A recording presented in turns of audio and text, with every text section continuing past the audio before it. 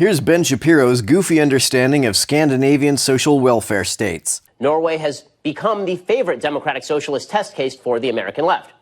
Venezuela, people are eating dogs in the streets. And Cuba's gone out of fashion. Turns out that when people are floating 1950s Chevys into the Atlantic Ocean, that's kind of a bad sign. These days, Norway is the Marxist paradise. On what planet is anyone claiming that Norway is a Marxist paradise? In what alternate dimension is a capitalist country like Norway Marxist at all? Folks on the left are certainly not saying that Norway is a Marxist paradise. If you asked any serious Marxist whether Norway is a Marxist country or even a socialist country, they'd laugh in your face. Nobody is saying this. This is a straw man. There are just a few problems with this perspective. First off, Norway isn't socialist. It's a capitalist country burdened with massively expensive socialist redistribution programs. And nobody on the left is claiming it is socialist by any Marxist definition of socialism. Socialism is democratic as opposed to private ownership of the means of production. You're not debunking anything by pointing out that this is not the case in Norway because nobody claims it to be the case. Norway ranks 23rd in the world in business climate compared with the United States at 18th.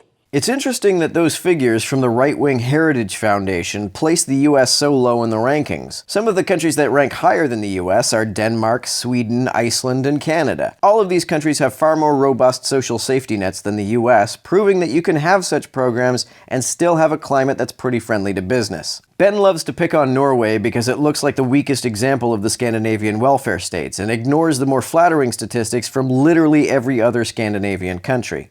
As for Norway's social programs, its spending habits have been subsidized by an enormous oil slush fund and supremely high taxes. I'll take the high taxes in return for the social programs. And how is the oil money that they use a slush fund? A slush fund is money used to buy things illegally. How is the oil fund that Norway maintains funding their programs illegally? The point of the oil fund is to have some money saved up that can be used in case there's a sudden drop in oil prices. And it's a good thing, too, because that recently happened and they've had to use it. They benefited from their foresight. Ben seems to think that this is some kind of nefarious scheme when it just looks like prudent economic policy to me. Here is the reality.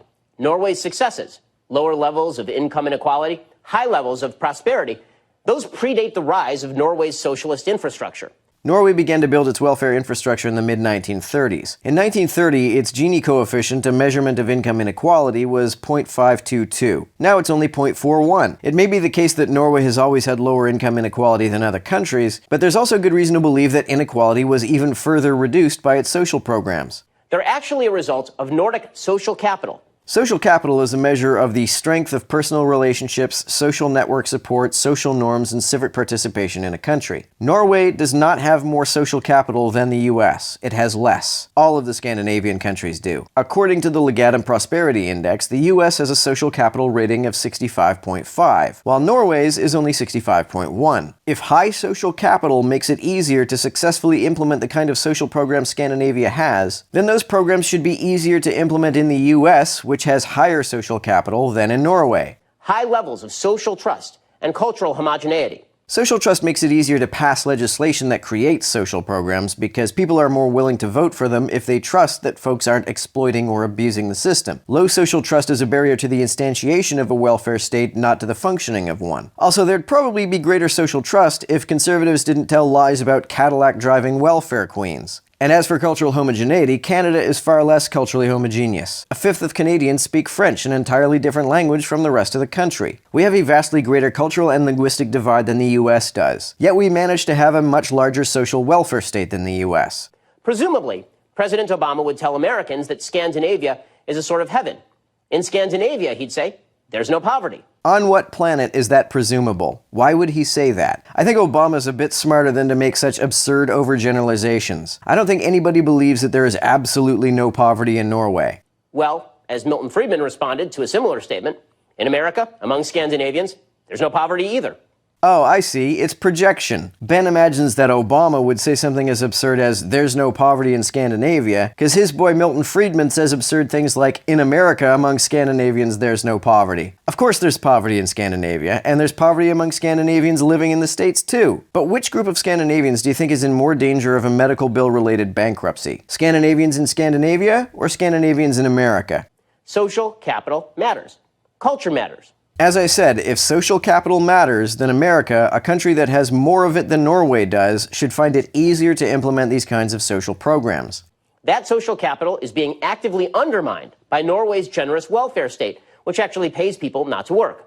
Citation needed. Some argue that if the state takes care of people, it makes it less necessary for private institutions and individuals to take care of each other. Therefore, they become less likely or less willing to. In other words, it crowds out social capital. But according to the Journal of European Social Policy, the empirical evidence on the crowding out hypothesis is still scarce. Findings are sometimes contradictory, and there is variation in the measurement of social capital. So essentially, you have to take this claim on faith.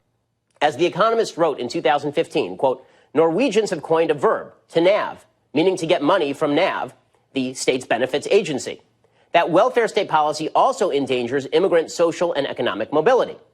As of 2017, the Norwegian Labor and Welfare Administration found that about half the total number of people in Norway receiving social welfare payments were immigrants. That report also stated that many of those immigrants were living in poverty-like conditions.